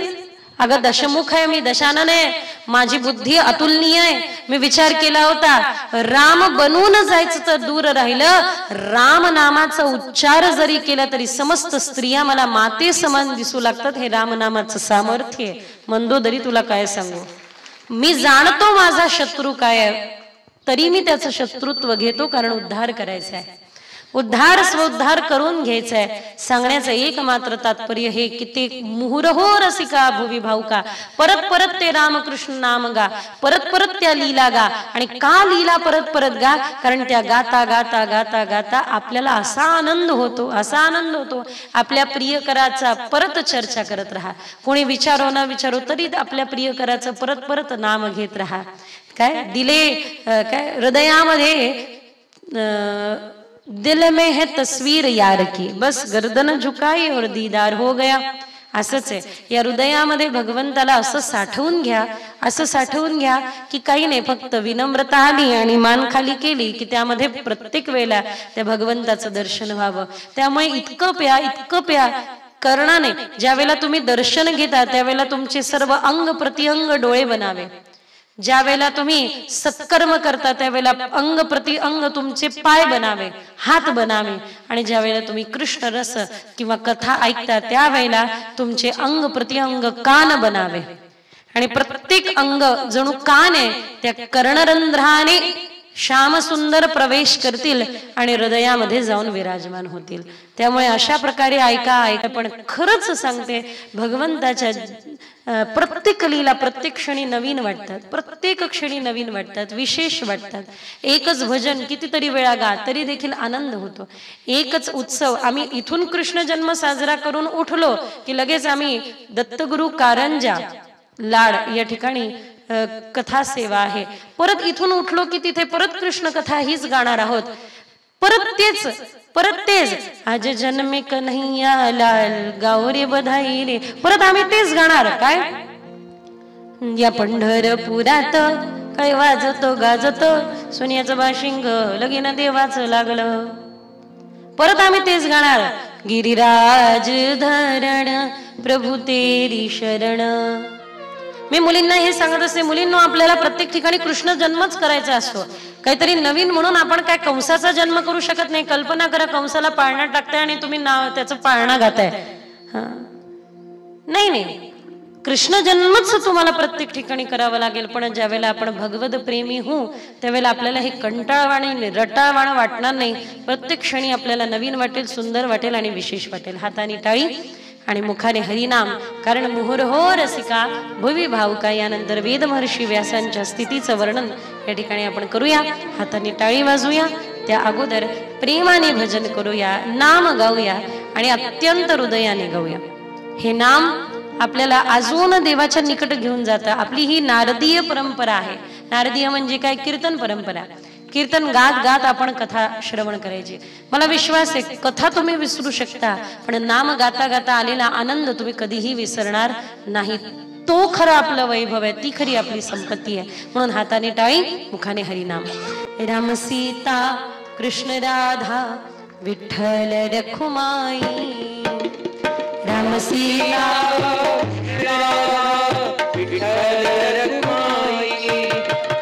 राम सीता कृष्ण राधा विठ्ठल रखुमाई. जय जय राम सीता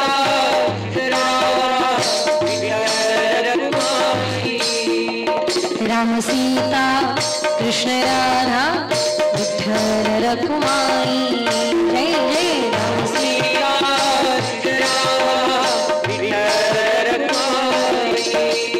राम सीता कृष्ण राधा विठ्ठल रखुमाई. जय जय जय राम सीता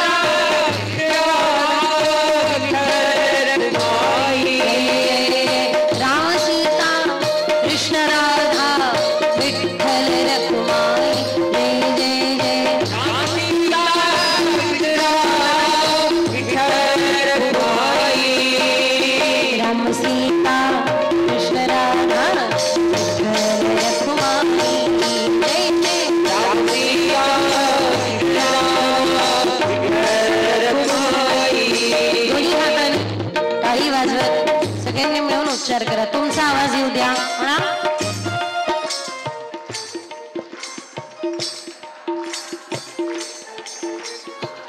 वा वा. निवासावासी किती सुरेल आहे.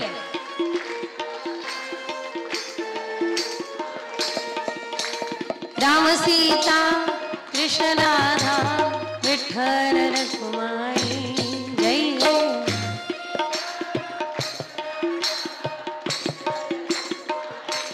जय जय राम सीता कृष्ण राधा विठ्ठल रखुमाई. जय जय राम सीता कृष्ण राधा विठ्ठल रखुमाई. राम सीता कृष्ण राधा विठ्ठल रखुमाई. जय जय राम सीता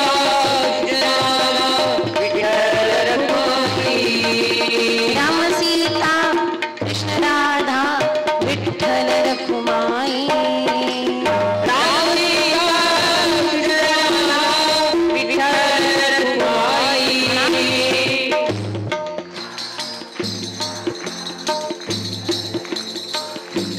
हरि बोल.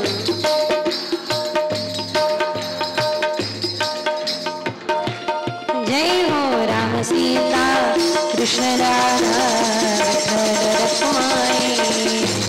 राम सीता कृष्ण राधा विठ्ठल रखुमाई. राम सीता कृष्ण राधा विठ्ठल रखुमाई. जय जय विठ्ठल रखुमाई. जय जय विठ्ठल रखुमाई. गोपाल कृष्ण भगवान की जय.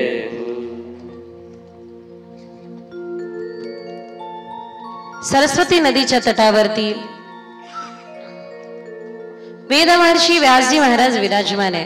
आपण काल श्रवण केलं की नैमिषारण्यामध्ये सूतजी महाराज आणि शौनकांमध्ये ही चर्चा चालली आहे. किम श्रेय शास्त्रासारकः स्वा अवतार प्रयोजनम कस्य अवतार प्रयोजनम किम कर्म के अवताराश धर्मकः शरणं गत. 6 प्रश्न विचारले की या जगामध्ये श्रेयस्कर काय आहे. किम श्रेय शास्त्रासारकः शास्त्राचा सार काय. भगवान निजधाम गमन करतात त्यावेळेला धर्म कोणाला शरण जातो. देवाचे अवतार किती आणि अवताराचं प्रयोजन काय. 6 प्रश्न केले. एकेका प्रश्नाचं उत्तर गेला. 2-2 स्कंद घेतले. 12 स्कंद. असं पण कोणीतरी भावनेने म्हणतं. वस्तुतः हे 6 प्रश्न फार आवश्यक आहे आणि तुमच्या आमच्या सगळ्यांसाठी महत्वपूर्ण आहे. का महत्वपूर्ण आहे? कारण या जगात श्रेयस्कर काय आहे हे जाणून घ्यायला पाहिजे. श्रेष्ठ काय आहे? काही गोष्टी श्रेयस असतात, काही गोष्टी प्रियस असतात. बऱ्याच गोष्टी प्रियस आहे पण श्रेयस असल्या पाहिजे आवश्यक नाही. गुलाबजाम 15 पण खावे वाटतात, पण मात्र ते आपल्याकरता लाभदायक आहे का?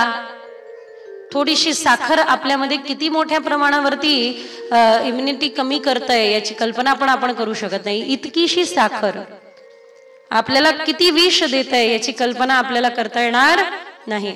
सांगण्याचं एक मात्र तात्पर्य आहे की बऱ्याच गोष्टी अशा आहेत ज्या आपल्याला प्रेयस आहे पण श्रेयस नाही, आणि श्रेयस आहे पण प्रेयस वाटत नाही. पण मात्र श्रेयस्कर काय आहे हे जाणून घ्यायला पाहिजे. प्रिय तर आपल्याला काही वाटतं, काहीही प्रिय वाटतं. कुठलीही वस्तू, कुठलीही व्यक्ती आपल्याला प्रिय वाटू शकते, पण ती आपल्या जीवनामध्ये हितकर असावी असं आवश्यक नसते. एखादी वस्तू तुम्ही घेतली, त्या वस्तूचा लाभ तुम्ही घेतला इथपर्यंत ठीक आहे, पण व्यक्ती जीवनामध्ये चुकीची आली तर मोठी गडबड होते. म्हणून तजोरे मन हरिविमुखान को संग, तजोरे मन हरिविमुखान को संग. त्यामुळे एखादी व्यक्ती सुरुवातीला बरी वाटत असेल, पण जर का ती हरिविमुख असेल तर त्याचा संग आपल्याला खायला उठतो. आपली व्यक्तिगत अवस्था वेगळी आणि समोरच्याची अवस्था वेगळी असेल, आपला विषय वेगळा समोरच्याचा विषय वेगळा असेल, आपली फील्ड वेगळी आणि समोरच्याची फील्ड वेगळी असेल तर मोठं गडबड होते. कधी कधी आपण अशी विषमता पाहायला मिळते. नवरा जर का पित्त प्रवृत्तीचा असेल तर बायको कफ प्रवृत्तीची असते. नवरा म्हणतो चल चल चल चल पटकन चल, ही म्हणते आली न थांबान चप्पल घालू द्यान. नवरा म्हणतो तू म्हणेपर्यंत तिकडे कार्यक्रम होऊन जाईल, नाही का?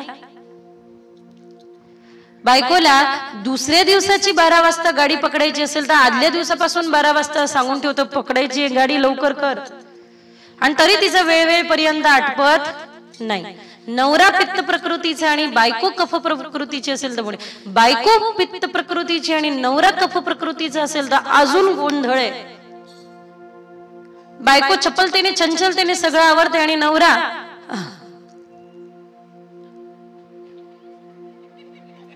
आलो.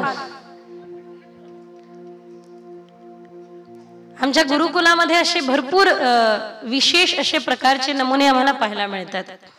काही पित्त प्रकृतीचे असतात, काही कफ प्रकृतीचे असतात. मग त्या सगळ्यांना घेऊन चालावं लागतं. सांगण्याचे एक मात्र तात्पर्य हे, मी तुम्हाला काय सांगत होती की बरोबर जो जसा आहे तसा व्यक्ती निवडतो आणि तो तशा पद्धतीचा व्यक्ती निवडायला पण हवा. आपल्या जीवनामध्ये श्रेयस्कर काय आणि प्रियस्कर काय हे कळलं पाहिजे. आपल्या जीवनामध्ये श्रेयस्कर काय आणि आपल्या जीवनामध्ये प्रियस्कर काय. या ठिकाणी मनुष्याच्या जवळपास बुद्ध्यांकाचा अभ्यास करून हे 6 प्रश्न पुढे प्रस्तुत केले की धर्म कोणाला शरण गेला. धर्म जिथे कुठे शरण असेल तिथं आम्ही जाऊ. कारण मनुष्याची बुद्धी काय झाली माहितीये, धर्माच्या पक्षात जाऊन उभं राहत नाही, धर्माला आपल्या पक्षात आणण्याचा प्रयत्न करतं. मी म्हणत असते काय पक्षाची भानगड लावली आहे, जाऊ द्या, सगळ्यांना पितृपक्षातच जमा व्हायचंय. सगळ्यात जास्त गोंधळ तर महाराष्ट्रात चाललेला आहे. काय चाललंय कोणास ठाऊक. नारायण गोपाल कृष्ण भगवान की. आपल्याला काही घेणं देणं नाही म्हणून बरं आहे, बोलायचं सगळं आणि घेणं देणं नाही म्हणायचं. त्यामुळे आपण एक जर का चिंतन केलं तर आपल्या लक्षात येतं की हे सगळं पक्ष लोक आपल्या धर्मामध्ये पक्षाला आणण्याचा प्रयत्न करतात किंवा आपल्या धर्मामध्ये पक्ष. वस्तुतः व्यक्तिगत व्यक्तीची जबाबदारी काय आहे, जिथे धर्म आहे तिथे जाऊन उभं राहावं, ही व्यक्तीची जबाबदारी आहे. राजसत्ता आणि धर्मसत्तेने तर याचं पहिले चिंतन करायला पाहिजे. काय वाटतं तुम्हाला, बरोबर आहे की चुकीचं आहे? अजून मला बोलवलं नाही लाल किल्ल्यावर कथा करायला, पण बोलवलं तर मी हे नक्की सांगेन. धर्मसत्तेने याचं चिंतन करावं. काय, धर्माला आपल्या पक्षामध्ये आणून उभं करू नका. धर्म जिथे असेल त्या ठिकाणी जाऊन उभं राहा. चुकीच्या लोकांना तुम्ही पण जोडाल तर मात्र चूकच अनुभवावं लागेल आणि समोर चूकच येईल. सध्याच्या परिस्थितीमध्ये आतून डोंगर पोखरल्या जातोय, बाहेरून डोंगर साजरा दिसतोय. शस्त्र आणि शास्त्राचं आजपासून चिंतन करायला सुरुवात करा. ज्या वेळेला आपल्या आजूबाजूला आपण धर्मप्रेमियांना किंवा धर्माकरता जगणाऱ्यांना जीवन समर्पित होऊन जीवन मृत्यूच्या दरबारामध्ये उभं पाहतो, त्यावेळेला एक गोष्ट लक्षात येतं की आजूबाजूला खूप मोठ्या प्रमाणावरती गडबड आहे आणि आता सावध होण्याची वेळ आलेली आहे. हा इशारा सजगतेचा आहे, हा इशारा सावधानतेचा आहे. आपल्या आजूबाजूला जे चाललेलं आहे, आपल्या आजूबाजूच्या देशांमध्ये जे चाललेलं आहे ते पहा. धर्माकरता उभ्या राहणाऱ्याला प्रत्येकाला कायम एकतर घर तरी सोडावं लागलं. पहा ना, अनेक आपले जुने उदाहरणं आपण पाहिले. धर्माकरता जगणाऱ्याला एकतर घर तरी सोडावं लागलं, एकतर आपला संसार तरी सोडावा लागला, नाही तर आपला जीव तरी सोडावा लागला. हे त्याही वेळेला होतं आणि आजही वेळेला होताना दिसून येत आहे. आणि जर का आपल्या आजूबाजूला धर्माकरता जगणाऱ्यांना आपण असं धगधगीत आगीमध्ये जळताना पाहत असू तर याचा हा सावधानतेचा इशारा आहे की आता आपल्याला सावधान होण्याची वेळ आली आहे. शस्त्र आणि शास्त्र दोघांच्याही चिंतनाची वेळ आलेली आहे. खूप अनिवार्य आहे, अतिशय अनिवार्य आहे. त्यामुळे धर्म कोणाला शरण गेला, जिथे धर्म आहे त्या ठिकाणी जाऊन उभं राहणं हे आपण सगळ्यांचं आद्य कर्तव्य आहे. ना की आपल्या पक्षामध्ये धर्माला आणणं.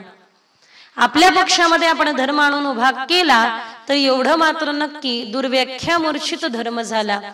धर्म जिथे आहे तिथे जाऊन उभं व्हावं. भगवान गोपाल कृष्णांनाही तेच केलं. कर्णाने मरत असताना प्रश्न केला, आयुष्यभर धर्माकरता तू जन्माला आला असं म्हणलं. यदा यदा हि धर्मस्य ग्लानिर्भवति भारतः अभ्युत्थानम् धर्मस्य तदात्मानं सृजाम्यहम्. अरे हे कृष्णा, हे सावळ्या, तू सांग, तू आयुष्यभर धर्माकरता जगलास ना, मग मी निशस्त्र आहे. कर्ण विचारतोय, अधर्माने मला का मारत आहे? भगवान गोपाल कृष्ण अर्जुनाला बाजूला करतात, उत्तर देतात, तू धर्माने विचार, तू धर्माच्या विषयी प्रश्न उठवतोय. तू, अरे तो अभिमन्यू कधीच मारल्या गेला नसता, त्याच्या पाठीत सुरा खूपचला तुम्ही. इस दोगली दुनिया का चाहता एक मंजर है, एक हाथ में तोहफा है, एक हाथ में खंजर है. हाँ,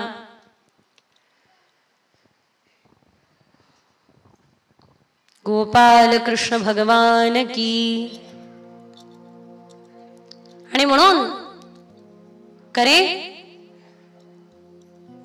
या द्रौपदीने आपल्याला शस्त्रहीन केलं म्हणून द्रौपदीला वस्त्रहीन करा असं म्हणणारा कोण होतं? तूच होता ना त्या भरी सभेमध्ये, दरबारात. तुला धर्माने मृत्यू पाहिजे होय? तुला धर्माने मृत्यू आम्ही द्यायचा नाही. नाही, धर्म तू आम्हाला शिकवू नको. ज्या पद्धतीने वागला तू त्या पद्धतीने तुला मृत्यू देणे हा माझा धर्म आहे. भगवान गोपाल कृष्ण सांगतात. चिंतनीय आहे महाराज, चिंतनीय आहे. जर का आपल्या पुढे असेल आणि आपल्याला वाचता येत नसेल, कारण प्रत्येकाला वेद वाचण्याचा अधिकार नाही. मूळतः स्त्री आणि अन्य वर्णाश्रमामध्ये वेद वाचण्याचा अधिकार दिला नाही, पण मात्र श्रीमद भागवता करता सकलासी येथे आहे अधिकार. माऊलींना पण असं जाणवलं असेल त्यावेळेला की अरे बाबा चूक झाली, त्यावेळेला ज्या वेळेला भगवंताच्या श्वासातून वेदांची उद्घोषणा झाली, पण मात्र काही जण आपल्याकडून राहून गेले आणि विशेषतः स्त्रियांचा उद्धार आपल्याकडून राहून गेला. त्यावेळेला माऊलींनी देखील ज्ञानेश्वरीला प्रगट केलं. अहो, माऊली ज्ञानेश्वरीमध्ये इतकं सुंदर सांगतात, जरा चिंतन करा तर तुमचं लक्ष याकडे जाईल. माऊली ज्ञानेश्वरीमध्ये सांगतात, ज्या वेळेला अर्जुनाला वाटलं की मी मारणार आहे, त्यावेळेला भगवद्गीतेचा उदय झाला हे सांगायला, अर्जुना तू मारणारा नाही, फक्त धर्माचा निर्वाह कर. धर्म म्हणजे ड्युटी. तुझं कर्तव्य कर्म कर. अरे बाबा तू मारणारा नाही. ज्यावेळेला अर्जुनाला वाटलं मी मारणार आहे त्यावेळेला भगवद्गीतेचा उदय झाला आणि राजा परीक्षिताला वाटलं मी मरणार आहे त्यावेळेला भागवताचा उदय झाला. दोघांनाही हे सांगायला की तू मरणारा नाही आणि तू मारणारा नाही. परीक्षिता तू मरणारा नाहीये आणि अर्जुना तू मारणारा नाहीये. तुझा धर्म तू जाण, तुझी ड्युटी तू जाण, तुझे कर्तव्य कर्म तू जाण. अशा प्रकारे ना धर्म कोणाला शरण गेला त्याचं निरूपण या ठिकाणी आलं. वेद महर्षी व्यासजी महाराज सरस्वती नदीच्या तटावरती सम्यक प्रयाग आश्रमामध्ये बसले असताना त्यांना कलियुगाचं दर्शन झालं. आणि ते कलियुग कसं आहे, यत्र घोरेर कलियुग उदरम मरणो जीवा वरा का कूट भाषण. उदर भरण्याकरता लोक वाईट बोलताय, दुर्व्याख्या मूर्छित झालंय. धर्म म्हणजे मानवतेला तुडवणे असं झालंय. मानवतेला तुडवून कोणताच धर्म पुढे जाऊ शकत नाही आणि जो मानवतेला तुडवत असेल त्याला आम्ही धर्म मानत नाही. जाते मानवतेला तुडवणाऱ्याला आम्ही धर्म मानत नाही. आणि ज्या वेळेला हे सगळे प्रकार आणि हे सगळे विचित्रता पाहिली, अहो विदेशांची अवस्था पहा काय स्थिती झालेली आहे.